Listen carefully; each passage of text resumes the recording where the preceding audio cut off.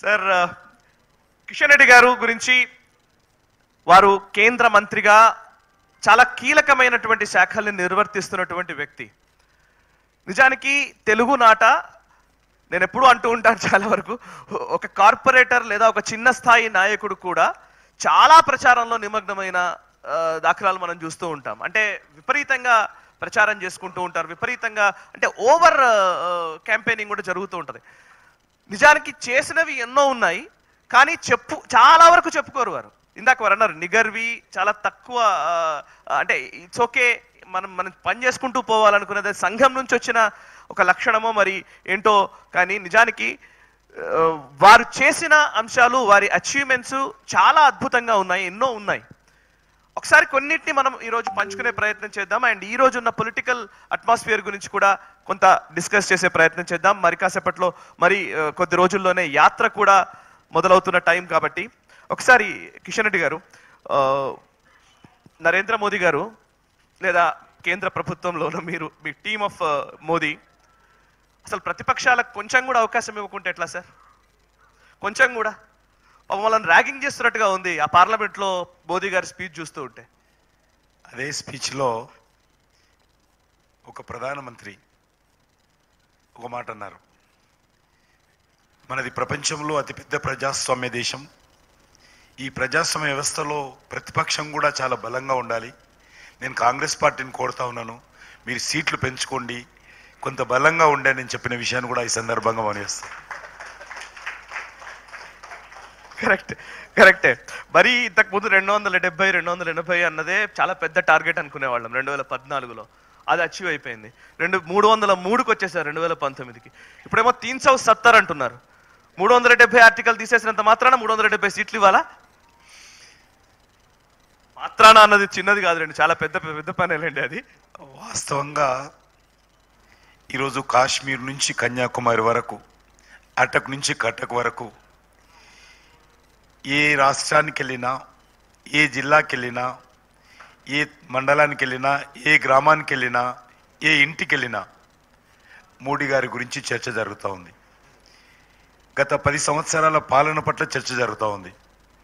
కాబట్టి ఆ చర్చ అనేది మీకు ఇంతకుముందు నెగటివ్ చర్చ ఉండేది, ఏ ప్రభుత్వం ఉన్నా యాంటీ ఎస్టాబ్లిష్మెంట్ చర్చ ఉండేది. కానీ ఈరోజు 10 సంవత్సరాల తర్వాత మరింత పాజిటివ్ చర్చ జరుగుతూ ఉంది. దాని పర్యవసానమే ఇది. నరేంద్ర మోడీ గారు మీరు ఇంతకుముందు చెప్పారు 270 నుంచి 302 తర్వాత ఇప్పుడు పెరగబోతున్నాయి, ఏదైతే చర్చ జరుగుతూ ఉందో, నాకు తెలిసినంత వరకు ప్రపంచంలో ఈ రకమైనటువంటి వాతావరణం ఎక్కడా లేదు. అందులో మనలాంటి ప్రజాస్వామ్య దేశంలో మనలాంటి ప్రజలు ఎప్పుడు కూడా మార్పు కోరుకుంటారు. ఎక్కడ కూడా ఇది కూడా ఎక్కువ రోజు ఉండదు. కాంగ్రెస్ పార్టీ ఉన్నప్పుడు అంటే అప్పుడు ప్రతిపక్షం లేదు కాబట్టి ప్రజలందరినీ నిరక్షరాస్యతలు పెట్టి నడిపించారు. కానీ ఈరోజు మీలాంటి టీవీ ఛానల్స్, ప్రతిపక్షం ఉందంటారా? నీలాంటి టీవీ ఛానల్స్ ద్వారా కొంత ప్రజల్లో మార్పు వచ్చింది కాబట్టి వాళ్ళు ఎప్పుడు కూడా ప్రత్యామ్నాయం ఎత్తుకుతుంటారు. అటువంటి పరిస్థితుల్లో నరేంద్ర మోడీ గారిలోనే మళ్ళీ ప్రత్యామ్నాయం ఎత్తుకుతున్నారు తప్ప వేరే వాళ్ళని ఎత్తుకడం లేదు. రైట్. ఒకసారి ఒక ఫోటో ఇప్పుడు మనం ప్లే చేద్దాం. ఇక్కడ ఇది చాలా మందికి ఈ ఫోటో తెలుసు, సోషల్ మీడియాలో అందరూ చూసుంటారు. సోషల్ మీడియాలో మనకందరికీ చాలా సంవత్సరాలుగా ప్రచారంలో ఉన్నదే, కాకపోతే దాని వెనకాల కథ ఏంటో తెలియదు ఎవరికి. ఒకసారి ఫోటో ప్లే చేయండి. ఏమైంది? ఇది వైట్ హౌస్ ముందట అనుకుంటా. ఇక్కడ నరేంద్ర మోదీ గారు, ఆ పక్కనే కిషన్ రెడ్డి గారు ఉన్నారు.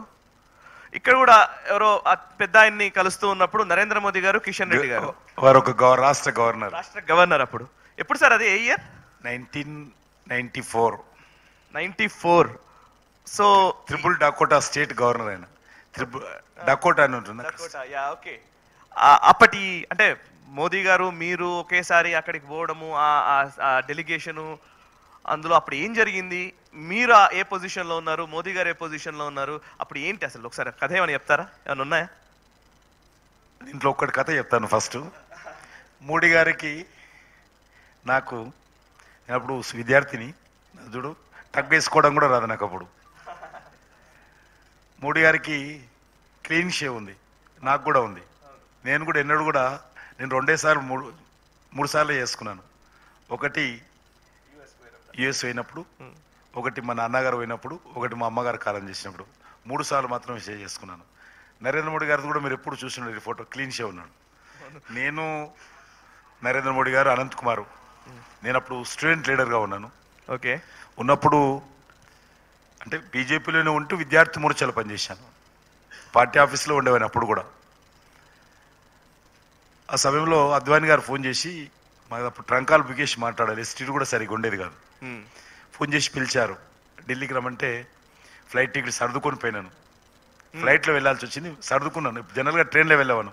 94లో ఫ్లైట్ తక్కువ జర్నీ చేసేవాళ్ళం. ఫ్లైట్లో వెళ్ళి సరే ఇది వీళ్ళిద్దరు ఉన్నారు. నరేంద్ర మోడీ గారు పరిచయం, కానీ అంత పరిచయం లేదు అప్పటికి. అనంత్ కుమార్ కూడా పెద్ద పరిచయం లేదు నాకు. కొంత అనంత్ కుమార్, కొంత కర్ణాటక, కాబట్టి సౌత్ ఇండియా మీటింగ్స్ అయ్యాయి హైదరాబాద్, అప్పుడు పరిచయం అయ్యారు. అప్పుడు వెళ్ళిన తర్వాత మీ ముగ్గురు అమెరికాకి వెళ్ళాలి అన్నారు. American council of young political leaders, ACYPL అంటారు. అది ఇప్పటి కూడా ఉంది ఆ సంస్థ. అది యుఎస్ గవర్నమెంట్ ఆర్గనైజేషన్. ఆ సంస్థ దేశంలో ఉన్నటువంటి, ప్రపంచంలో ఉన్నటువంటి యంగ్ లీడర్స్ని పిలిచి వాళ్ళ భారతదేశానికి సంబంధించినటువంటి పాలసీలు, అక్కడ విధానాలు, వాళ్ళు చేస్తున్నటువంటి అభివృద్ధి, అవన్నీ కూడా చేసి కల్టివేట్ చేస్తుంటారు వాళ్ళు. ప్రపంచంలో ఉన్న నాయకులందరినీ కల్టివేట్ చేసేటువంటి ఒక సంస్థ అది. వాళ్ళ యొక్క గొప్పతనాన్ని ఎందుకంటే వాళ్ళ హీరోయిజం అగ్రరాజ్యం కాబట్టి హీరోయిజం చూపించుకునేటువంటి ప్రయత్నంలో భాగంగా ప్రపంచంలో వాళ్ళకు అనుకూలమైనటువంటి దేశాలు ఉన్నటువంటి యంగ్ పొలిటికల్ లీడర్స్ని పిలిచి వాళ్ళు చూపిస్తుంటారు. అందులో పాటుగా మమ్మల్ని పిలిచారు. అది 40 days టూర్ మాది. 40 days టూరు, మొత్తం గవర్నమెంట్ గెస్ట్లో మేము. అయితే అద్వానీ గారి ఇంటికి వెళ్ళిన తర్వాత మీరు మొత్తం బ్రీఫ్ చేసి మాకు ఒక క్లాస్ ఇచ్చాడు. మన దేశం గురించి మాట్లాడాలి, పార్టీ గురించి మాట్లాడొద్దు, డిసిప్లిన్ ఉండాలి. 8-7 గంటలకే ఫోటోస్ ఉన్నాయి ఇక్కడ. బోట్ నడుపుతున్నా నేను. బోటా? అదే నేను బోట్ నడుపుతున్నాను. నా చేతిలో ఒక చేతిలో హ్యాండిల్ ఉంది, ఒక చేతిలో పక్కకునేది మోడీ గారు. ఓకే. స్పీడ్ బోట్ అంటారు, చిన్న బోటు ఒక దగ్గర నదిలో నడుపుతున్నాం. బోట్ ఇవాళ చాలా పెద్దగా అయిపోయింది. ఈరోజు భారత్ నడుపుతోంది ఆ బోట్. సార్, అద్వానీ గారు చాలా మాకు ఏ రకంగా ఉండాలి అన్ని బ్రీఫింగ్ చేశారు. ఇప్పుడు చిన్న పార్టీ మేము చాలా అన్ని కూడా డిసిప్లిన్గా సిస్టంలో ఉండాలనేది. కాబట్టి మీరు చాలా you are not representing BJP, you are representing Bharat అని చెప్పారు ఆ రోజు అద్వానీ గారు. ఆ మాట, నువ్వు భారతదేశం తరఫున ప్రతినిధిగా వెళ్తున్నారు తప్ప నువ్వు భారతీయ జనతా పార్టీగా అనుకోకూడదు. భారతీయ జనతా పార్టీ మన దేశానికి వ్యతిరేకంగా లేకపోతే కాంగ్రెస్ పార్టీ వ్యతిరేకంగా ఎక్కడ కూడా ఒక మాట మాట్లాడకూడదని చెప్పారు. అయినాక ఇంటి ఎదురుగా ఒక షేవింగ్ షాప్ ఉంది, మీరు ఇద్దరు పోయి క్లీన్ షేవ్ చేసుకున్నామని చెప్పారు అద్వానీ గారు. అప్పుడు నాకు కూడా చిన్నగా ఉండేది. నేను, నరేంద్ర మోడీ గారు ఇద్దరం క్లీన్ షేవ్ చేసుకొని వచ్చాము. ఎందుకంటే ఇప్పుడు ఫ్యాషన్ అయింది 94లో. ఇప్పుడు అందరూ ఫ్యాషన్, మీరు పెట్టుకున్నారు, నేను పెట్టుకున్నాను చాలా. అప్పుడు గడ్డం పెంచుకున్నారంటే మరి అద్వానీ గారి దృష్టిలో ఏదో రకమైనటువంటి భావన. కాబట్టి మనం అమెరికా పోతున్నాం, వాళ్ళంతా క్లీన్ షేవ్లో ఉంటారు, కాబట్టి మీరు క్లీన్ షేవ్లో అని అవన్నీ ఆ రకంగా అప్పుడు క్లీన్ షేవ్ ఆయన చెప్పాడు. కాబట్టి ఇద్దరం పోయి ఒకటే షాప్లో క్లీన్ షేవ్ చేసుకొని వచ్చాము. ఓకే. కాబట్టి అది ఆ కార్యక్రమము ఆల్మోస్ట్ 40 days జరిగింది. అమెరికాలో వెళ్తే అప్పుడు తెలుగు వాళ్ళు తక్కువ, గుజరాతీస్ అప్పటికి ఎక్కువ ఉన్నారు. సాయంకాలం కాగానే ఫస్ట్ 2 days 7 తర్వాత అమెరికా వాళ్ళ ఆఫీసర్స్ ఎవరు ఉండేవాళ్ళు కాదు. నువ్వు ఏమైనా చేసుకో, 7 గంటలకు రూమ్లో వదిలేసిపోయారంటే మళ్ళీ రేపు 9 గంటల దాకా ఎవరు ఆఫీసర్స్ రారు, ఇక మీ ఇష్టం. కాబట్టి 7 o'clock వదిలేసిపోగానే మళ్ళీ మేము స్నానం చేసి అందరం కూర్చునే వాళ్ళం. ఫస్ట్ 2 days నరేంద్ర మోడీ గారు ఒక్కడే వెళ్ళిపోయారు. ఎందుకంటే గుజరాత్ వాళ్ళు పెద్ద గ్యాంగ్ వచ్చేది, తీసుకెళ్ళిపోయారు. ఒకటి రోజు ఫస్ట్ డే చూసాం, సెకండ్ డే, థర్డ్ రోజు నేను అనంత్ కుమార్ గొడవ పెట్టుకున్నాను, నువ్వు ఎట్లా పోతావు ఒకటి మమ్మల్ని వదిలేసి అంటే. 3వ రోజు నుంచి మమ్మల్ని కూడా తీసుకుపోయేవాడు. ఓకే. ఆ రకంగా ఆ సమయంలో కూడా మీరు చూశారు, ఒక దగ్గర బ్యాగ్ ఉండే ఆయన శంకర్, ఇంతకు ముందు ఫోటో తీస్తాడు, ఫస్ట్ ఫోటో.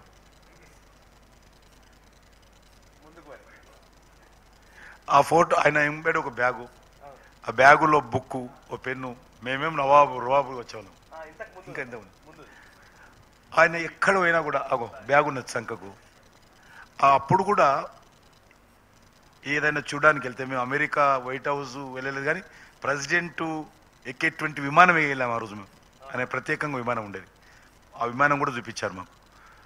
ఆ యొక్క ప్రతి దగ్గర కూడా నరేంద్ర మోడీ గారు ఆఫీసర్స్ను ప్రజలను అక్కడ ఉన్నటువంటి లోకల్ వాళ్ళని అడిగి అన్ని వివరాలు నోట్ చేసుకునేవాళ్ళు, కాన్సన్ట్రేషన్ చేసేవాళ్ళు, ప్రతి విషయము చర్చించేవాళ్ళ వాళ్ళతోటి, ప్రతి విషయం వివరంగా అడిగి తీసుకుని అప్పుడు కూడా మాట్లాడుతున్నాడు చూడండి. కాబట్టి ఆ రకంగా ఆయన ఎప్పుడైనా కూడా అమెరికాలో ఉన్నన్ని రోజులు విషయాలు తెలుసుకునేటువంటి వాళ్ళు, అవగాహన చేసుకునేటువంటి ప్రయత్నము, మేము అగ్రికల్చర్ సెక్టార్కి వెళ్ళే వాళ్ళము, ఇండస్ట్రియల్ సెక్టార్కి వెళ్ళే వాళ్ళము, డిఫెన్స్ సెక్టార్కి వెళ్ళాము, స్పేస్ సెంటర్కి వెళ్ళాము ఆ కాలంలో.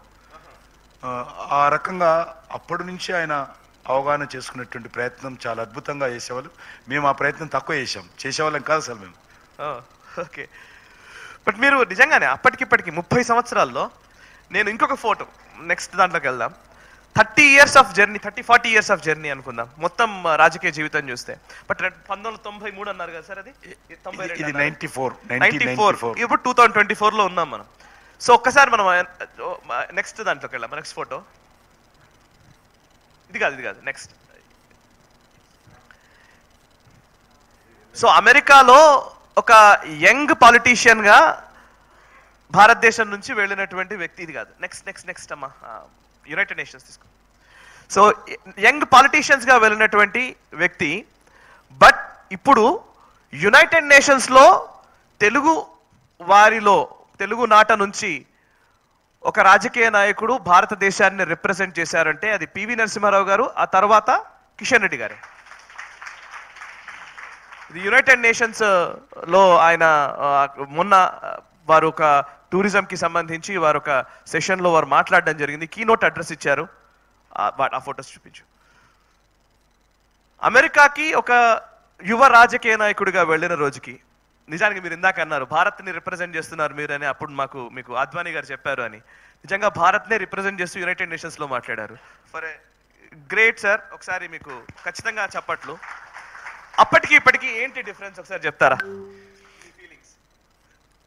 నాకు ఒక్కరికే కాదు అందరికీ ఉంటుంది. మీకు అప్పుడు వెళ్ళినప్పుడు భారతదేశం అంటే చీత్కరించుకునేవాళ్ళు, భారత ప్రధాని వస్తుందంటే అప్పడగడానికి వస్తుండ అనుకునేవాళ్ళు, భారతలో వస్తుందంటే ఉద్యోగాల కోసమే వచ్చేవాళ్ళు, అక్కడ చిన్న చిన్న ఉద్యోగాలు చేసేవాళ్ళం. అప్పుడు వెళ్ళేవాళ్ళు. అప్పుడు కూడా 94లో మన వాళ్ళందరూ షాపులలో అక్కడ ఇక్కడ చిన్న చిన్న వ్యాపారాలు కానీ, చిన్న స్టోర్స్ పెట్టుకోవడం కానీ, పెట్రోల్ పంపులో పనిచేయడం కానీ, పెద్ద పెద్ద మాల్స్లో పనిచేయడం కానీ ఎక్కువ మంది అప్పుడు వెళ్ళేవాళ్ళు.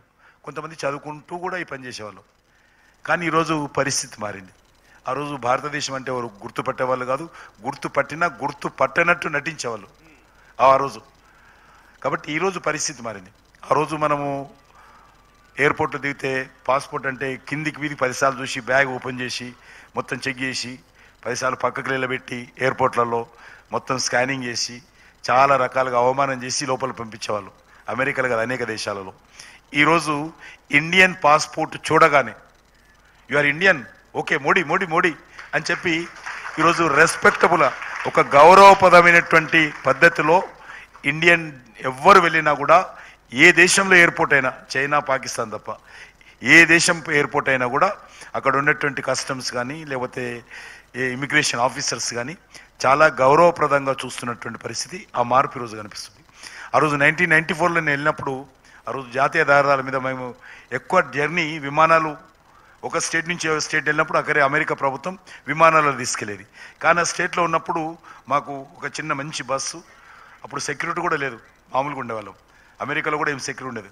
బస్సులో తీసుకెళ్లేవాళ్ళు, మా కోఆర్డినేటర్ తీసుకెళ్ళేవాళ్ళు. మంచి బస్సు, ఏసీ బస్సు, అందులో కూల్ డ్రింక్స్, స్నాక్స్ అన్నీ ఉండేది.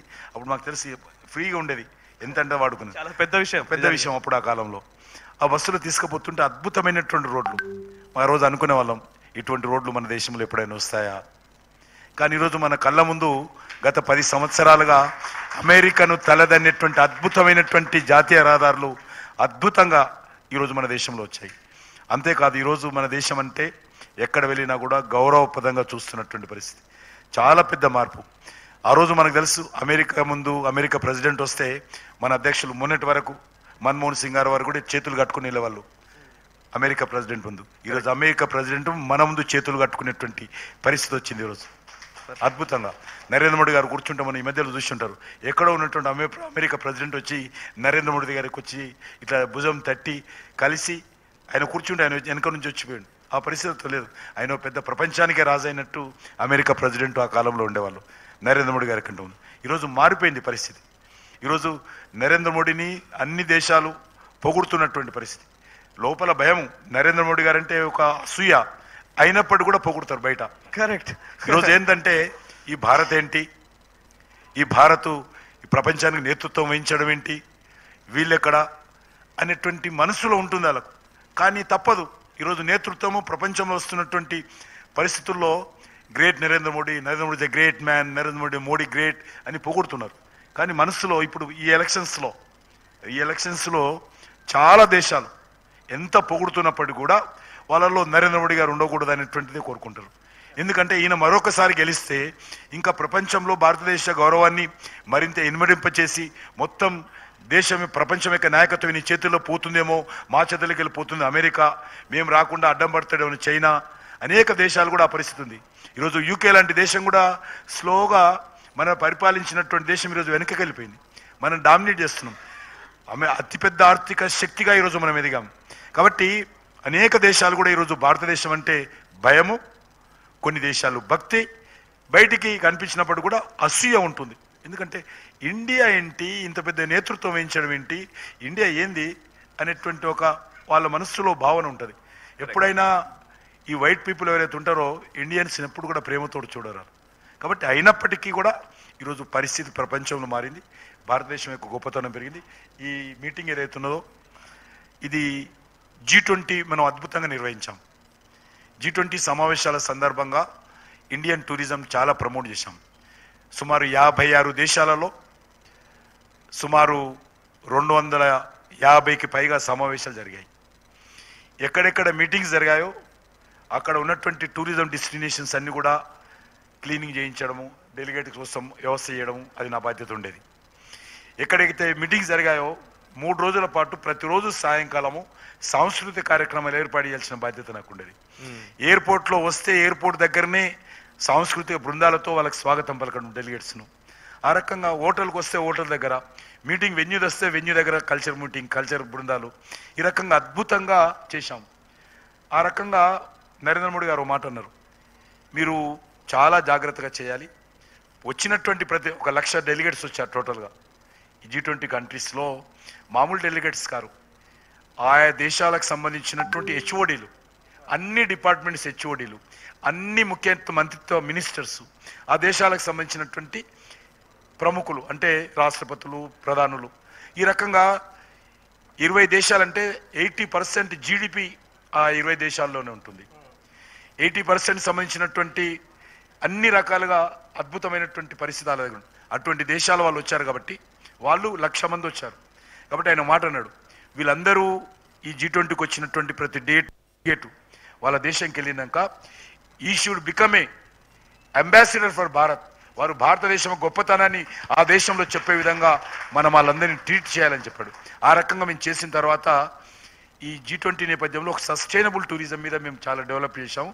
G20 సక్సెస్ అయిన తర్వాత G20 నేపథ్యంలో ప్రపంచ టూరిజం మినిస్టర్స్ అందరినీ పిలిచి ఈ యొక్క యునైటెడ్ నేషన్స్ హెడ్ క్వార్టర్లో అక్కడ G20 నేపథ్యంలో G20 సక్సెస్ కొత్త తర. ఎందుకంటే అంతకుముందు జరిగినటువంటి G20 సమావేశాలు ఎయిర్పోర్ట్లో దిగి హోటల్కి వెళ్ళి ఒకే దగ్గర అన్ని meetings national capital correct meeting వెళ్ళడం, మీటింగ్ పంపించారు. అదొక ఈవెంట్గా చేశారు. మేము ఈవెంట్గా చేయలేదు దాన్ని, ఒక కార్యక్రమంగా భారతదేశం యొక్క గొప్పతనాన్ని, భారతదేశం చారిత్రకమైనటువంటి సాంప్రదాయాలను, మన యొక్క సంస్కృతిని, మన జీవన విధానాలను, మన వారసత్వ సంపదను వాళ్ళకు తెలియజేసేటువంటి ప్రయత్నం చేశాను G20 సమావేశాల సందర్భంగా. కాబట్టి ఆ కారణంగా ఆ యునైటెడ్ నేషన్స్ వాళ్ళు నన్ను కీనోట్ అడ్రస్ చేయాలని పిలిచారు. అది నా అదృష్టంగా భావిస్తా ఉన్నాను. ఆ మీటింగ్కి వెళ్ళాను నేను. ఖచ్చితంగా సార్, తెలుగు వాళ్ళందరూ కూడా గర్వంగా ఫీల్ అయ్యేటువంటి సందర్భమే అది. ఇంకొక ఫోటో పెడతాను ఒకసారి ప్లీజ్. ఇది చాలా ఇంపార్టెంట్ ఫోటోనే, ఇది కూడా చాలా మందికి తెలియదు. నేను కొన్ని వెతికి పెట్టాను. ఇది చాలా మందికి తెలుసా ఎవరికైనా? ఇది లేదు. ఏంటంటే బుద్ధుడి యొక్క అవశేషాలు మన దేశంలో ఉన్నవి. ఇది దాన్ని చూస్తే మన బుద్ధుడి అవశేషాలు, వీటిని భారతదేశం నుంచి బుద్ధుడు ఎక్కడెక్కడైతే ఆ బుద్ధ కంట్రీస్ ఏవైతే ఉన్నాయో వాటికి మనం అవశేషాలను తీసుకెళ్లడం జరిగింది. అండ్ భారత ప్రభుత్వం తరపున ఆ డెలిగేషన్ ఈ అవశేషాల్ని శ్రీలంక నుంచి వచ్చినటువంటి అవశేషాలని రిసీవ్ చేసుకుంటున్నటువంటి విజువల్ ఇది కాదు, ఇంతకు ముందుదే పెట్టండి. సో అది ఇంతకు ముందుదే. సో ఆ అవశేషాల్ని భారతదేశం నుంచి భారత ప్రభుత్వ ప్రతినిధిగా బుద్ధుడి అవశేషాలను తీసుకొని మంగోలియా లాంటి దేశాలకి తీసుకెళ్ళినటువంటి వ్యక్తి కిషన్ రెడ్డి గారు. నాకు యాక్చువల్లీ దాంట్లో కొన్ని కాపీ రైట్స్ ఇష్యూస్ ఉన్నాయి కాబట్టి నా విజువల్స్ తీసుకోలేకపోయాను సార్. యాక్చువల్లీ అక్కడ వారు నడుస్తూ వెళ్తూ ఉంటే కాళ్లకు దండం పెడుతున్నటువంటి చాలా మంది అక్కడ మంగోలియా దేశం మొత్తం కూడా అసలు అద్భుతంగా భావన తీసుకుంది. అండ్ బుద్ధుడు మా దగ్గరికి వచ్చాడు, మా దేశానికి వచ్చాడన్న భావనను వాళ్ళు ప్రోధి చేసుకున్నారు. అది భారత ప్రభుత్వం చేసినటువంటి కార్యక్రమం. అది కిషన్ రెడ్డి గారు అక్కడికి తీసుకువెళ్ళినటువంటి వ్యక్తి, ఈవెన్ కిరణ్ రిజిజు గారు అండ్ మీరు కదా సార్. అండ్ ఈ రిలిక్స్ ఈ రకంగా చాలా సెక్యూరిటీలో బుల్లెట్ ప్రూఫ్ రూపు ఉన్నటువంటి రూములు పెడతాము. ప్రదర్శన నమూనా చూపిస్తాం తప్ప ఒరిజినల్ చూపించాం ఎక్కడ కూడా. కానీ ఆ దేశాలకు సంబంధించినటువంటి మంగోలియా కావచ్చు, ఇతర కంబోడియా కావచ్చు, ఇలాంటి దేశాల్లో రెగ్యులర్గా వాళ్ళు అనేక సంవత్సరాల తరబడి కరస్పాండెన్స్ చేసిన తర్వాత డిఫెన్స్కి సంబంధించినటువంటి విమానంలో, ప్రత్యేక విమానంలో వాటిని తీసుకెళ్ళి అక్కడ మన పోలీసులు మన సెక్యూరిటీ ద్వారానే దాన్ని జాగ్రత్తగా తీసుకెళ్ళి అక్కడ ప్రదర్శన పెట్టి 24 hours సెక్యూరిటీ చూపించి ఇట్లా మళ్ళీ మనం తెచ్చుకుంటాం. వారు 2-3 ప్లేసెస్ చెప్తారు. చాలా పెద్ద ఎత్తున ఆ రిలిక్స్ రిసీవ్ చేసుకోవడం కోసము ఆ దేశానికి సంబంధించినటువంటి రాష్ట్రపతి ప్రధాని ఎయిర్పోర్ట్కి వస్తారు జస్ట్ ఆ రిలిక్స్ని రిలీజ్ చేసుకోవడం కోసం. అదైనాక ఊరేగింపు తీసుకెళ్తా ఉంటే ఎట్లయితే మనం తీసుకెళ్ళిపోతామో ఆ రోడ్డు నుంచి ముందుకు వెళ్ళిపోయిన తర్వాత అప్పుడు రానియరు ప్రజలను. వెళ్ళిపోయిన తర్వాత వెనుక నుంచి ఏ రోడ్ల మీద అయితే మనం వెళ్తారో కొన్ని వేల మంది ఆ రోడ్ల మీద వచ్చి ఆ మట్టిని తీసుకోవడము, మట్టిని ముద్దాడము, కాలు మొక్కడము, అద్భుతమైనటువంటి సీనరీ అది. ఆ రకంగా ఎందుకంటే మనం ఈరోజు చాలా గర్వపడాలి. చైనా అనేక రకాలుగా వంకర బుద్ధితో బుద్ధుడు మా దగ్గర పుట్టాడు అనేటువంటి ప్రచారం చేసుకునేటువంటి ప్రయత్నం చేస్తారు. కానీ ఈరోజు బుద్ధుడు అనేటువంటి వాడు మన దేశంలో పుట్టి మన దేశంలో ఈరోజు అందరికీ బోధన చేసిన తర్వాత ఆయన మరి జ్ఞానోదయం అయిన తర్వాత ఆయన మరి ఈరోజు ప్రపంచమంతా పర్యటించి ఈ యొక్క బుద్ధిజాన్ని విశ్వవ్యాప్తం చేసేటువంటి ప్రయత్నం చేశారు. నిజంగా భారతీయుడిగా మనం అందరం గర్వపడాల్సిన అంశం. దానికి సంబంధించినటువంటి రిలిక్స్ ఒకటి శ్రీలంకలో ఉన్నాయి, మిగతా అన్నీ కూడా మన దేశంలో అక్కడక్కడ బీహార్లో కొన్ని, ఉత్తరప్రదేశ్లో కొన్ని, మన దేవాలయాల్లో చాలా భద్రంగా మా ఆర్కియాలజీ సర్వే ఆఫ్ ఇండియా దగ్గర చాలా సెక్యూరిటీలో ఉంటాయి. అవన్నీ కూడా అనేక దేశాలు దాన్ని దొంగతనంగా ఎత్తుకెళ్ళిపోతాయి అనేటువంటి భయం ఇప్పటి కూడా మనకున్నది. కాబట్టి దాన్ని సేఫ్టీగా పెడతాం మనం.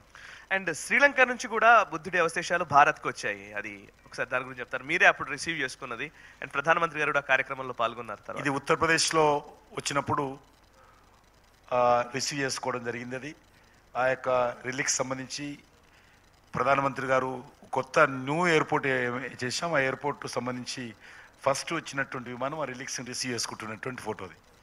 Okay right. ఇక్కడ నేను యాక్చువల్లీ అంటే ఇవన్నీ చాలా వరకు ఇది అప్పటి ఫొటోస్ ఇవి. సో చాలా వరకు ఎందుకు ఈ మూడు నేను ఖచ్చితంగా మాట్లాడాలనుకున్నానంటే సార్, బేసికల్లీ భారతదేశం ఏం జరుగుతోంది, దేశవ్యాప్తంగా ఏం జరుగుతోంది అండ్ ప్రపంచవ్యాప్తంగా భారతదేశపు స్థాయి ఏ విధంగా పెరిగింది అనే విషయంలో ముఖ్యంగా తెలుగునాట ఒక వ్యాక్యూమ్ అయితే ఉంది. తెలుగునాట చాలా విషయాలు మనం ఇవేవి అంటే ప్రచారంలోకి రాని పరిస్థితుంది. కాబట్టి డెఫినెట్గా I wanted to bring those things. So ఇప్పుడు భారతదేశపు ప్రతినిధిగానే అంటే మేజర్గా నరేంద్ర మోదీ గారి నాయకత్వంలో ఉన్నటువంటి క్యాబినెట్ మంత్రులు మీరందరూ కూడా అంటే చాలా మంది అంటున్నారు 2014 తర్వాత ప్రధానమంత్రి కార్యాలయం పనిచేసే విధానం కానీ లేకపోతే క్యాబినెట్లో ఉండే మంత్రిత్వ శాఖల్లో పనిచేసే విధానం కానీ మారింది అని.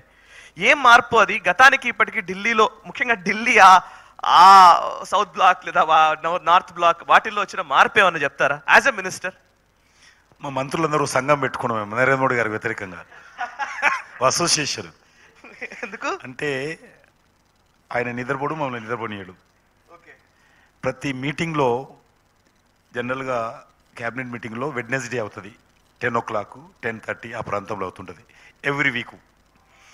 ఆ మీటింగ్ తర్వాత అఫీషియల్ ఎజెండా ఉంటుంది. అఫీషియల్ ఎజెండా తర్వాత ఆఫీసర్స్ అందరు వెళ్ళిపోతారు. మమ్మల్ని కూర్చొని క్లాస్ తీసుకుంటాడు. ప్రతిరోజు సోషల్ మీడియాలో ఏం పోస్ట్ చేయలేదు, లేకపోతే మీ ఎక్కడ తిరిగారు, ఏమేం చేశారు, మీ మినిస్ట్రీ ఏ రకంగా ఉంది, మైన్యూట్గా టోటల్గా పేపర్ ప్రతి మినిస్ట్రీ రాసుకొని పేపర్ మీద రాసుకొని వచ్చి ప్రతి దగ్గర అడుగుతుంటాడు. ఇప్పుడు టూరిజం మినిస్టర్గా, కల్చర్ మినిస్టర్గా నాకు ఒకటే రెండే మంత్రులు. ఆయన మొత్తం ప్రపంచం చూడాలి, ప్రపంచంలో ఉన్నటువంటి అన్ని దేశాలకు సంబంధించినటువంటి సంబంధాలు చూడాలి, అన్ని రాష్ట్రాలు చూడాలి, రాజకీయపరమైన అంశాలు చూడాలి. చూస్తూ కూడా నా మినిస్ట్రీకి సంబంధించి నాకు 1% తెలిస్తే ఆయనకు 99% అత్యధికంగా టూరిజం గురించి చెప్పగలుగుతాడు.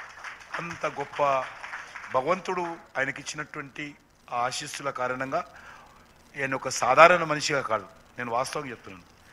అద్భుతంగా అనేక విషయాల మీద మాట్లాడుతూ ఉంటే, చెప్తా ఉంటే, ఆయన ఎక్స్పీరియన్స్ తోటి, అనుభవాలతోటి ప్రపంచంలో జరుగుతున్న విషయాలను కూడా మీటింగ్లో చెప్తా ఉంటే చాలా ఈరోజు చాలా మార్పు. ప్రతి ఒక్కటి కూడా మైన్యూట్గా ఆయన అంటాడు, నేను ఇంత కష్టపడి పనిచేస్తున్న ఈ వయసులో నా కష్టాన్ని వృధా చేయొద్దు మీరు. నేను నిద్ర లేకుండా, తిండి లేకుండా, రెస్ట్ లేకుండా నేను దేశం కోసం కష్టపడుతుంటే మీరు దాన్ని ఈజీ తీసుకోవద్దు, మీరందరూ కష్టపడాలి అనేటువంటి ప్రతి మీటింగ్లో మోటివేట్ చేసేటువంటి ప్రయత్నం చేస్తారు. అది చాలా గొప్ప విషయం. ఇది ఆయన మా నాయకుడు అని చెప్పడం లేదు, ఒక భారత మాత బుద్ధి బిడ్డగా ఆయన చూస్తున్నా కాబట్టి చెప్తున్నాను.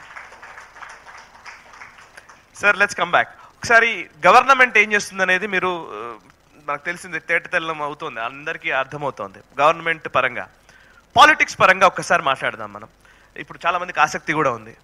సో మొత్తం 370 స్థానాలు లక్ష్యంగా లేదా అంతకు మించి వస్తాయని చెప్పేసి మోదీ గారు ఆల్రెడీ ఒక టార్గెట్ ఫిక్స్ చేశారు. 370 ఓన్లీ బీజేపీయే సాధిస్తుంది అని. తెలంగాణ నుంచి ఎన్ని ఇస్తున్నారు? తెలంగాణ నుంచి గత శాసనసభ ఎన్నికల్లో చాలామంది మేము డోర్ టు డోర్ వెళ్ళినప్పుడు మీకు మోడీ గారి టైంలో పెద్ద ఓటు వేస్తాము, ఈసారి మేము వేయకపోవచ్చు, కొద్దిగా వదిలేయండి అని చెప్పిన వాళ్ళు కూడా ఉన్నారు. అనేక ప్రాంతాల్లో మా పోటీ చేస్తున్న అభ్యర్థుల ముఖం పట్టుకొని చెప్పారు, ఎమ్మెల్యే అభ్యర్థుల ముఖం పట్టుకొని ఈసారి మీకు వేయం కానీ మోడీ గారికి వేస్తాం ఏమనుకోదని చెప్పినటువంటి సంఘటనలు కూడా ఉన్నాయి. కాబట్టి తెలంగాణలో ఈరోజు పరిస్థితి చూస్తే నేను రెండు పార్టీలకు సంబంధించి వివరాలు చెప్తాను. ముందుకు టీఆర్ఎస్ తీసుకుంటాను. టీఆర్ఎస్ పార్టీకి 1-2 సీట్లు వచ్చినంత మాత్రాన తెలంగాణకు వచ్చే లాభమే ఉండదు. టీఆర్ఎస్ పార్టీకి 2 సీట్లు రానంత మాత్రాన తెలంగాణ రాష్ట్రానికి కానీ తెలంగాణ ప్రజలకు కానీ వచ్చే నష్టం కూడా ఏం లేదు. కాబట్టి వాళ్ళు ఓటేస్తే, ఒక సీటు గెలిస్తే వాళ్ళు ఢిల్లీలో పోయి ఏం చేస్తారు, వాళ్ళు ఢిల్లీలో ఎవరి పక్కన కూర్చుంటారు, వాళ్ళ ఎజెండా ఏంటి. కాబట్టి వాళ్ళు ఈ ఎలక్షన్స్లో ఈవెన్ తెలంగాణ పాలిటిక్స్లో ఇర్రెలవెంట్ ఈరోజు టీఆర్ఎస్ పార్టీ. కాబట్టి తెలంగాణలో బీఆర్ఎస్ యొక్క ఆవశ్యకత లేదు. 10 సంవత్సరాలు చేసింది, దోచుకునేది చాలనేది నా అభిప్రాయము. కాబట్టి తెలంగాణ ప్రజలు కూడా అదే రకమైనటువంటి ఆకాంక్షతో ఉన్నటువంటి విషయం ఉన్నది. ఇకపోతే కాంగ్రెస్ పార్టీ ఈరోజు మనం సామెత ఉన్నది, కుక్కతోక పట్టుకొని గోదావరి ఈదుతా ఉన్నట్టు. కాబట్టి కాంగ్రెస్ పార్టీకి ఓటేస్తే ఏమవుతుంది, ఎందుకోసం ఓటేయాలి, ఏం చేస్తారు, ఢిల్లీలో ఉన్న 40 సీట్లు వచ్చాయా రావా అనేటువంటి పరిస్థితి ఉన్నది. కాబట్టి కాంగ్రెస్, అందుకే ప్రధానమంత్రి అన్నారు, మీరు 40 సీట్లు కాదు కొద్దిగా పెంచుకోండి బాబు, కొద్దిగా బలమైన ప్రతిపక్షం అవసరం ప్రజాస్వామ్య వ్యవస్థలో, మీరు కొద్దిగా బలంగా ఉండని చెప్పడానికి కారణం అదే. 40 సీట్లు వచ్చే పరిస్థితి లేదు. ఎందుకంటే ఆ రోజు 40 సీట్లు వచ్చినప్పుడే రాహుల్ గాంధీ ఆల్మోస్ట్ 1 మంత్ కనిపించలేదు, విదేశాలకు వెళ్ళిపోయాడు. ఇప్పుడు పార్లమెంట్ ఎలక్షన్స్ తర్వాత 3 నెలలు పోతాడో 6 నెలలు పోతాడో తెలియదు, ఆ పరిస్థితి వస్తుంది దేశంలో. కాబట్టి అయినప్పటికీ కూడా మంచి మెజార్టీ వస్తుంది, ఒక బలమైనటువంటి ప్రతిపక్షం ఉండాలి నిజంగా కోరుకుంటున్నాం. మనది ప్రజాస్వామ్య దేశం, డెమోక్రటిక్ కంట్రీ. ప్రజాస్వామ్యం ఉంటేనే ఈ దేశం 10 కాలాల పాటు ప్రజాస్వామ్య వ్యవస్థ ముందుకెళ్తుంది కాబట్టి కోరుకుంటున్నాం. కానీ ఆ పరిస్థితి ఏం కనిపించడం లేదు. కాంగ్రెస్ పార్టీ చూస్తూ ఉన్నారు కదా, వాళ్ళు ఏదో ఇండియా పేరు మార్చుకొని యూపీ హయాంలో చాలా దోపిడీ జరిగింది కాబట్టి 12 లక్షల కోట్లు దోపిడీ చేశారు. కాబట్టి యూపీ అంటే 12 లక్షల కోట్లే జ్ఞాపకం వస్తాయి ప్రజలకు. యూపీ అంటే కీలుబొమ్మ ప్రధానే జ్ఞాపకం వస్తారేమో, సోనియా గాంధీ నడిపేటువంటి ప్రభుత్వమే జ్ఞాపకం వస్తుందేమో అనేటువంటి భయంతో, అనుమానంతో వారు యూపీఐ పేరు మార్చి ఇండియా అని పెట్టారు. అయినప్పటికీ కూడా అది కూడా ఇండి ఒక్కొక్క అక్షరము ఆ ఇండి నుంచి వెళ్ళిపోతున్నటువంటి పరిస్థితి మనం చూస్తూ ఉన్నాం. కాబట్టి ఖచ్చితంగా ఈ యొక్క పార్లమెంట్ ఎన్నికల్లో తెలంగాణలో కూడా మంచి ఫలితాలు వస్తాయి. అద్భుతమైనటువంటి మరి నరేంద్ర మోడీ గారికి అనుకూలంగా ఈరోజు ప్రజలు, అన్ని వర్గాల ప్రజలు, బీఆర్ఎస్ కోటేసిన వాళ్ళు కావచ్చు, కాంగ్రెస్ కోటేసిన వాళ్ళు కావచ్చు, బీఆర్ఎస్ కార్యకర్తలు కావచ్చు, కాంగ్రెస్ పార్టీ కార్యకర్తలు కావచ్చు, వాళ్ళ ఇళ్లలో, వాళ్ళ డైనింగ్ టేబుల్లో వాళ్ళు చర్చించుకుంటున్నప్పుడు బయటకు వచ్చి మేము బీఆర్ఎస్ అని చెప్పుకున్నప్పుడు కూడా they want to Modi leadership, వాళ్ళు కూడా కుటుంబ సభ్యులు కూడా బీఆర్ఎస్ సంబంధించినటువంటి కరడుగట్టినటువంటి కార్యకర్తలు ఎవరైనా ఉంటే వాళ్ళు కూడా ఈరోజు నరేంద్ర మోడీ గారి నాయకత్వమే ఈ దేశానికి కావాలని కోరుకుంటున్నటువంటి పరిస్థితి ఈరోజు మనం తెలంగాణలో కూడా చూస్తున్నాం. ఓకే, సో తెలంగాణలో యాత్ర ప్రారంభిస్తున్నారు కదా మీరు. అయితే అంతకంటే ముందు నిన్న మొన్న రేవంత్ రెడ్డి గారి స్టేట్మెంట్ విన్నాను నేను. యాక్చువల్లీ ఆయన ఏమంటారంటే మేడిగడ్డకి సంబంధించి వాళ్ళు బస్సులో నాయకులందరూ వెళ్ళారు కదా, బీజేపీ నాయకులు కూడా రమ్మన్నాం మేము, కానీ వాళ్ళు రాలేదు, మళ్ళీ పాతపాటే బీజేపీ బీఆర్ఎస్ చూసారా వాళ్ళ బంధం అని వారు మాట్లాడుతున్నారు. యాక్చువల్లీ డ్యామ్ సేఫ్టీ అథారిటీ నుంచి ఫస్ట్ అసలు ఆ రిపోర్ట్ వచ్చిన క్రమంలో మీరు దాని మీద చాలా సీరియస్గానే వర్క్ చేశారు. ఆ మేడిగడ్డకు సంబంధించి అసలు ఏం జరుగుతుందనేది ఫస్ట్ వెలికి తీసింది కేంద్ర ప్రభుత్వం తరపు నుంచి. నాకు తెలిసి మీరే దాంట్లో కీలకంగా వ్యవహరించినటువంటి వ్యక్తి. బట్ ఇప్పుడు అది పొలిటికల్గా అది కాంగ్రెస్ గెయిన్ చేసిందేమో అనిపించట్లేదా? ఆ సంఘటన జరిగినటువంటి ఫస్ట్ డే నేను స్టేట్ ప్రెసిడెంట్గా కేంద్ర జలశక్తి మంత్రికి ఉత్తరం రాశాను. ఇట్లా చాలా ప్రతిష్టాత్మకమైనటువంటి కాళేశ్వరం ప్రాజెక్టుకి సంబంధించినటువంటి ఇంపార్టెంట్ డ్యామ్ ఏదైతున్నదో మేడిగడ్డ డ్యాము ఈరోజు క్రాక్స్ వచ్చింది. కాబట్టి మేము అంతకుముందే నరేంద్ర మోడీ గారు వచ్చిన తర్వాత dam safety national dam safety authority అనేటువంటి ఏర్పాటు చేశాం, NDSA. అంతకుముందు లేదు మన దేశంలో. ఎందుకంటే అనేక రాష్ట్ర ప్రభుత్వాల పరిధిలో కేంద్ర ప్రభుత్వాల పరిధిలో అనేక రకాల డ్యామ్స్ ఉన్నాయి. అనేక రాష్ట్రాలు కూడా పట్టించుకునేటువంటి పరిస్థితి లేదు. కొన్ని 100 సంవత్సరాల క్రితం కట్టిన డ్యామ్స్ కూడా ఉన్నాయి. కాబట్టి ఎప్పటికప్పుడు ఆ యొక్క డ్యామ్ సేఫ్టీ గురించి పరిశీలన చేసి మరి సర్వే చేసి ఎప్పటికప్పుడు ఆయనకు సంబంధించిన ఏజెన్సీలను అలర్ట్ చేయడము, దానికి సంబంధించినటువంటి చర్యలు తీసుకునే విధంగా పూర్తి స్వయం ప్రతిపత్తి కలిగినటువంటి సంస్థ డ్యామ్ సేఫ్టీ అథారిటీ. పార్లమెంట్లోనే లాస్ట్ ఇయర్ మేము బిల్లు పాస్ చేశాము. ఆ సంస్థ ఏర్పాటైంది. వెంటనే నేను రాసిన ఈరోజు తెలవగానే నేను రాత్రి సాయంకాలం ఉత్తరం రాస్తే తెల్లారి ఢిల్లీలో జలశక్తి మంత్రి మీటింగ్ పెట్టి వెంటనే 3వ రోజు సేఫ్టీకి సంబంధించినటువంటి హై లెవెల్ ఆఫీసర్స్ బృందాన్ని ఇక్కడ పంపాడు. వాళ్ళు 21 అయితే 22 నేను ఉత్తరం రాశాను, 23 హైదరాబాద్ చేరుకున్నారు, 24, 25 వాళ్ళు మేడిగడ్డలో ఉన్నారు. వాళ్ళు డ్యామ్ సేఫ్టీ అథారిటీ అంతా చూశారు. తర్వాత మేమందరం పోయాం. వాళ్ళు వచ్చిన తర్వాత అన్ని విషయాలు చెప్పారు. ఈ డ్యామ్కు భవిష్యత్తు లేదు, ఈ డ్యామ్ సంబంధించినటువంటి మరి నీళ్ళని వదిలేయాలి. కాబట్టి వాళ్ళు చెప్పిన తర్వాతనే మేడిగడ్డలో ఉన్నటువంటి వాటర్ అంతా కిందికి వదిలేసాం. డ్యామ్ సేఫ్టీకి సంబంధించిన చర్యలు తీసుకోకూడదు. మేము 20 అంశాల మీద వాళ్ళు వివరాలు అడిగారు. అప్పుడు ఉన్నటువంటి కేసీఆర్ ప్రభుత్వము ఆ అంశాలను కూడా పొందుపరచలేదు. మా దగ్గర లేవు, మీరు సర్వే ఎట్లా చేశారు, మీరు ఏ రకం మెటీరియల్ వాడారు, క్యూరింగ్ ఎన్ని రోజులు చేశారు, దాని కింద ఏ రకమైనటువంటి పద్ధతి తీసుకున్నారు, దానికి సంబంధించిన డాక్యుమెంట్స్ అంటే ఇవ్వలే, దాచిపెట్టారు. కానీ ఆ రోజు నేను మనవి చేస్తాను, రాహుల్ గాంధీ అప్పుడే వెళ్ళి చూశాడు. అదే సమయంలో మేము వెళ్ళినప్పుడే మేము అప్పుడే అందరం చూసి వచ్చాం. నేను చాలామంది వెళ్ళి చూసి వచ్చాం. కాబట్టి అంతా చూశాము, పేపర్లలో వచ్చింది, రిపోర్టర్స్ పోయారు, సర్వే చేశారు. మళ్ళీ ఇప్పుడు వెళ్ళాల్సిన అవసరం లేదు. ఆయనకు ఉత్సాహం వచ్చినప్పుడు మేము పోవాల్సిన అవసరం లేదు. కాబట్టి రేవంత్ రెడ్డికి ఉత్సాహం వచ్చినప్పుడు అన్ని పార్టీలు రండి నేను ఎందుకు వెళ్తాను? కేసీఆర్ పోలేదు కాబట్టి కేసీఆర్ని తీసుకుపో. కేసీఆర్ ఇంతవరకు చూడలే ఆ డ్యాము క్రాక్ అయిన తర్వాత. నేను వెళ్ళొచ్చాను, మా ఎమ్మెల్యేలు వచ్చారు, మేమందరం చూసి వచ్చాము స్వయంగా. మేము ప్రెస్ కాన్ఫరెన్స్ పెట్టాం, పత్రికా విలేకరులను తీసుకెళ్ళాం. కాబట్టి మేము ఒకటే చెప్పాం, మేము ఆల్రెడీ చూసి వచ్చాము, మేము కాబట్టి ఇప్పుడు మేము వెళ్ళాల్సిన అవసరం లేదు. మీరు వెళ్ళాలంటే మేము ఎమ్మెల్యేని తీసుకోలేండి, మాకేం అభ్యంతరం లేదని చెప్పాం. చూడడంలో తప్పులేదు, కానీ అది ఒక పొలిటికల్ టూరిజం విధంగా వెళ్ళి చూసి వచ్చారు. అసలు వీళ్ళు ఏం చేయబోతున్నారని అడుగుతా ఉన్నాను. ఈరోజు చాలా ఆధారాలు ఉన్నాయి. నేను చెప్పాము, ఇదే కాంగ్రెస్ పార్టీ కేంద్ర ప్రభుత్వానికి ఉత్తరం రాసింది ప్రతిపక్షంలో ఉన్నప్పుడు సిబిఐ ఎంక్వైరీ చేయాలని. అయితే కేంద్ర ప్రభుత్వము దాని మీద మొత్తం ఫైల్ అంతా తయారు చేసి మళ్ళీ కాంగ్రెస్ పార్టీకి ఉత్తరం, ఎందుకంటే చాలా రెస్పాన్సిబుల్ గవర్నమెంట్ కాబట్టి ఒక ప్రతిపక్షం అయినప్పుడు కూడా ఉత్తరం రాసింది. కాబట్టి మేము ఉత్తరం రాసింది మా మినిస్ట్రీ ఏమని, మేము సిబిఐ ఎంక్వైరీ చేయడానికి మాకు చట్టం ఒప్పుకోదు, రాష్ట్ర ప్రభుత్వం అంగీకరిస్తే తప్పకుండా మేము సిబిఐ ఎంక్వైరీ చేయడానికి సిద్ధంగా ఉన్నామని చెప్పి మేము మళ్ళీ కాంగ్రెస్ పార్టీకి ఉత్తరం రాశాం. ఎందుకంటే ఆ రోజు కేసీఆర్ ఒక చట్టం చేశాడు, మా అనుమతి లేకుండా తెలంగాణ రాష్ట్రంలో సిబిఐ ఏ దర్యాప్తు చేయడానికి వీలేదు, రాష్ట్ర ప్రభుత్వాలకు సంబంధించినటువంటి ఏ ప్రాజెక్టుల మీద కానీ కార్యక్రమాల మీద కానీ దర్యాప్తు చేయడానికి వీలేదని ఒక చట్టం తీసుకొచ్చింది. ఆ చట్టంలో తెలంగాణ రాష్ట్రం కూడా ఉన్నది. కాబట్టి మేము రాలేకపోతామని చెప్పాం. ఈరోజు కాంగ్రెస్ పార్టీ అధికారంలోకి వచ్చింది. మీరేగా ప్రతిపక్షంలో ఉన్నప్పుడు సిబిఐ ఎంక్వైరీ అడిగారు కదా, నేను వెంటనే డిమాండ్ చేయడం జరిగింది.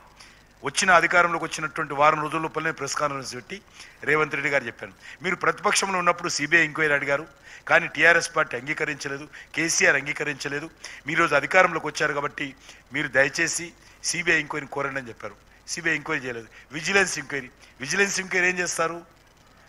ఫైనాన్షియల్ ట్రాన్సాక్షన్స్ మీద చెప్తారు తప్ప మిగతా అన్ని విషయాలు చెప్పలేరు వాళ్ళు. కరెక్టే. కాబట్టి సిబిఐ ఎంక్వైరీ, ఇంకొక విషయం కూడా చెప్పాము, సిబిఐ ఎంక్వైరీ చేస్తే కేంద్ర ప్రభుత్వం చేతిలోకి పోతుందేమో, అది కూడా అవసరం లేదు. రాష్ట్ర హైకోర్టుకు ఉత్తరం రాయండి. రాష్ట్ర హైకోర్టు నేతృత్వంలో, జడ్జి నేతృత్వంలో సిబిఐ ఎంక్వైరీ చేయించండి. సిబిఐ కేంద్ర ప్రభుత్వానికి జవాబుదారి కాదు, రాష్ట్ర హైకోర్టుకు జవాబుదారితనం ఉండే విధంగా కూడా మేము సిద్ధంగా ఉన్నాము. We want investigation. మొత్తం ఇన్వెస్టిగేషన్ అంతా మేము కేంద్ర ప్రభుత్వ పరిధిలో తీసుకోవడానికి మాకేం ఇంట్రెస్ట్ లేదు. ఇన్వెస్టిగేషన్ జరగాలి, అక్రమాలు బయటపడాలి, దోషులకు శిక్ష పడాలని మా కోరికని ఆ విషయం కూడా చెప్పాం. దాన్ని కూడా రేవంత్ రెడ్డి గారు అంగీకరించలేదు. కాబట్టి పొలిటికల్గా మాటలు మాట్లాడతారు, అదే విషయం. ఎందుకంటారు? ఇప్పుడు ఈ కొత్తగా వచ్చినటువంటి కాంగ్రెస్ పార్టీ ఈ రాష్ట్రంలో ఇప్పుడు ఉన్నటువంటి పరిస్థితుల్లో ఎక్కడైతే అక్రమాలు జరిగాయో అందరితోటి ఒప్పందాలు కుదుర్చుకుంటుంది, తెరచాటు ఒప్పందాలు కుదుర్చుకుంటుంది, అందరితోటి సంబంధాలు పెట్టుకున్నది. ఎందుకంటే ఈరోజు కాంగ్రెస్ పార్టీ దేశవ్యాప్తంగా ఎన్నికల్లో మొత్తం ఈరోజు, అంతకుముందు కేసీఆర్ అయితే కొంత పంపించ, బీఆర్కి ఇన్ని పైసలు, ఇన్ని మమతా బెనర్జీకి, స్టాలిన్కు అందరికి డబ్బులు పంపాడు. ఇప్పుడు మన రాష్ట్రం నుంచి కేసీఆర్ ఇతర అన్ని చిన్న చిన్న పార్టీలకు పంపించిన డబ్బు ఈరోజు రేవంత్ రెడ్డి గారు నేరుగా రాహుల్ గాంధీకి, సోనియా గాంధీకి పంపించేటువంటి ప్రయత్నం. ఎన్నికలకు పూర్తిగా కాంగ్రెస్ పార్టీ ఎన్నికల ఖర్చు అంతా కూడా తెలంగాణలో నుంచే తీసుకోవాలి. లాస్ట్ 5-6 ఇయర్స్ ఎక్కడైతే రియల్ ఎస్టేట్ వ్యాపారం జరిగిందో, ల్యాండ్ సెటిల్మెంట్ జరిగాయో, భూములకు సంబంధించిన రిజిస్ట్రేషన్ జరిగాయో అందరినీ పిలుస్తున్నారు. ఈవెన్ అపార్ట్మెంట్స్ కట్టి ఇక చివరి స్థలంలో ఉన్నటువంటి వాళ్ళు చిన్న చిన్న డీవియేషన్స్ ఉంటే కూడా పిలిచి మీకు ఆక్యుపేషన్ సర్టిఫికెట్ ఇవ్వము, లేకపోతే ల్యాండ్ రిజిస్ట్రేషన్. 100 ఎకరాలు కేసీఆర్ గారు అనేక రకాలుగా తప్పుడు విధానాలతో రిజిస్ట్రేషన్ చేసినటువంటి విధానాలు ఉన్నాయి చాలా. ఎందుకంటే ప్రతిపక్షంలో ఉన్నప్పుడే రేవంత్ రెడ్డికి చాలా ఎక్స్పీరియన్స్, ఎవరేం చేస్తున్నారు. ఆయన దగ్గర 40-50 మందిని పెట్టి ఆర్టీఐ కింద వేసి వాళ్ళందరినీ పిలిచి అప్పుడే బ్లాక్మెయిల్ చేసాడు ఆయన. ఓకే. రేవంత్ రెడ్డి చాలా బ్లాక్మెయిల్ చేసే అలవాటు చాలా ఉంది, ఇప్పుడు కాదు, ప్రతిపక్షంలో ఉన్నప్పుడే అందరిని పిలిచి రియల్ ఎస్టేట్స్, భూములు ఎవరు కొన్నాడు, భూమి ఎవరు కట్టిండు, ఈవెన్కి ఎంత పర్మిషన్ వచ్చింది, ఎన్ని ఫ్లోర్లకు పర్మిషన్ వచ్చింది, ఇప్పుడు ఎన్ని కట్టాడు, ఇవన్నీ ఆర్టీఐ కింద తీసుకొని వాళ్ళు బ్లాక్మెయిల్ చేసి వాళ్ళ దగ్గర డబ్బులు దోషి చేసేటువంటి టీం ఆయన దగ్గర ఉండేది. ఇప్పుడు ప్రభుత్వం వచ్చిన తర్వాత అదే పని చేస్తూ ఉన్నాడు. కాబట్టి ఇప్పుడు కూడా కాంగ్రెస్ పార్టీ సో పాత సిస్టమ్ నే ఇప్పుడు కంటిన్యూ చేస్తున్నారు. ఆయన ఎవరి మీద నేను రాసిస్తాను, కేసీఆర్ ఏదైతే అవకతవకలు చేశాడో, అవినీతికి పాల్పడ్డాడో, దేని మీద కేసీఆర్ మన రేవంత్ రెడ్డి ఏం చర్యలు తీసుకోడు, మాటలు మాట్లాడతాడు, మాటలు కోటలు దాడతాడు తప్ప ప్రగతి భవన్ నుంచో లేకపోతే వాళ్ళ ఇంటి నుంచో, కేసీఆర్ ఇంటి నుంచో, సెక్రటరియట్ నుంచో ఏం పని జరగదు. అన్నీ కూడా మాటలు మాట్లాడి ఈరోజు అందరితో ఒప్పందాలు కుదుర్చుకుంటున్నాడు. కాళేశ్వరం కట్టినలతో ఒప్పందం కుదుర్చుకుంటున్నాడు, మేడిగడ్డ కట్టినట్లతో ఒప్పందం కుదుర్చుకున్నాడు. అందరితో డబ్బులు తీసుకుంటారు, అన్ని ఢిల్లీకి సూటికలు పంపిస్తారు తప్ప ఈరోజు బీఆర్ఎస్కి నాయకుల మీదనో, కేసీఆర్ కుటుంబం మీదనో చర్యలు తీసుకుంటాడనేది ఎక్కడ జరగని విషయం. యా, సరిగా చివరిగా బీజేపీ, చివరిగా తెలంగాణ బీజేపీ యాత్రకు పూనుకుంది. ఇప్పుడు మీరు కూడా యాత్రకు వెళ్తున్నారు, నెక్స్ట్ వీక్ స్టార్ట్ అవబోతోంది. ఈ యాత్ర ఉద్దేశం ఏంటి? బీజేపీ శ్రేణుల్లో ఇంకా మొన్న అసెంబ్లీ ఎలక్షన్స్ తర్వాత కావచ్చు, అంతకు ముందు నుంచి ఉన్నటువంటి ఒక భావన అసెంబ్లీ ఎలక్షన్స్ తర్వాత కూడా కొంత ఇంటర్నల్గా, అంతర్గతంగా ఉన్నటువంటి కొన్ని సమస్యల్ని అధిగమించారా? ఇప్పుడు జస్ట్ సద్దుమణిగింది, జస్ట్ సప్రెస్ అయిపోయింది అన్నట్టుగా భావించాలా? మీకు ఇక్కడ మధ్యలో కనిపించాయా? సోషల్ మీడియా కూడా విపరీతమైనటువంటి తప్పుడు ప్రచారం చేసేవాళ్ళు, అదేం కనిపించడం లేదు ఇప్పుడు. ఇప్పుడైతే లేవు. ఈరోజు సమిష్టి నాయకత్వంతో మేమందరం కలిసిమెలిసి ఈ యొక్క పార్లమెంట్ ఎన్నికలకు ముందుకెళ్తాము. ఈరోజు 5 యాత్రలు, ఈ 5 యాత్రలు వ్యక్తుల మీద ఉండవు, పార్టీ జెండా కింద చేస్తాము. అందరం వ్యక్తుల మీద పేరు మీద చేయము, పార్టీ జెండా కింద, పార్టీ పేరు మీద, నరేంద్ర మోడీ గారి నాయకత్వం కింద 5 యాత్రలు చేయబోతున్నాము. సుమారు 11 రోజుల పాటు అన్ని అసెంబ్లీలు పర్యటిస్తాము, 119 అసెంబ్లీలు పర్యటిస్తాము.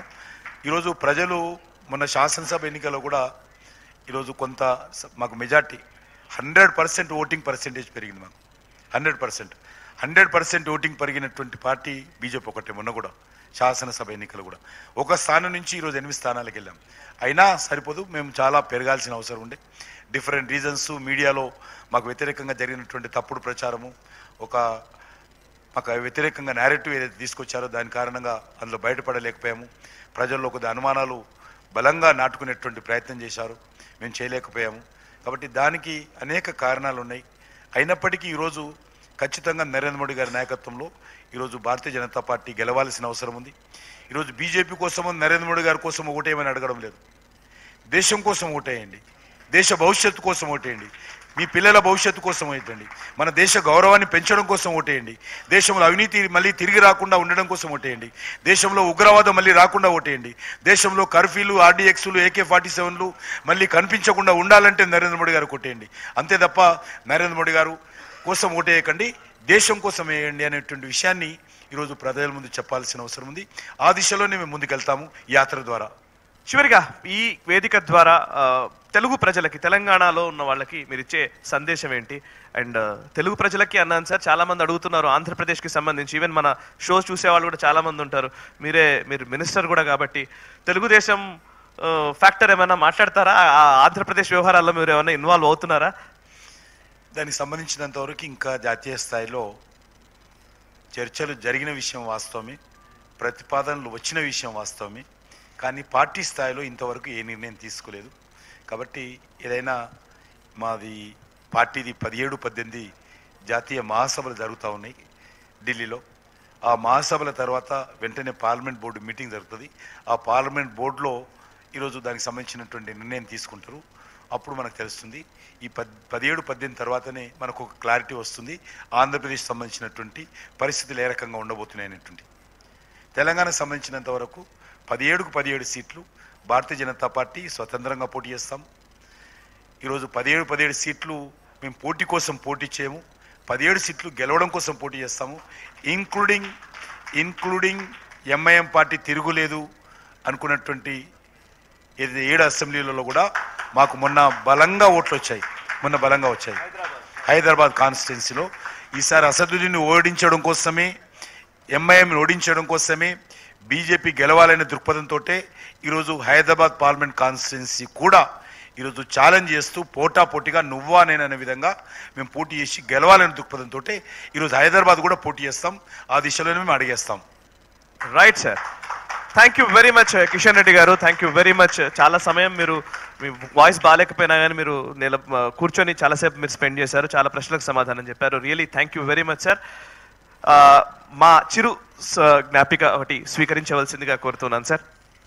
సార్ రిక్వెస్ట్ శివప్రసాద్ గారు, ఎగ్జిక్యూటివ్ ఎడిటర్ శివప్రసాద్ గారు అండ్ క్రియేటివ్ హెడ్ మన బిజినెస్ హెడ్ ప్రవీణ్ గారు, ప్లీజ్ కమ్ ఒకసారి.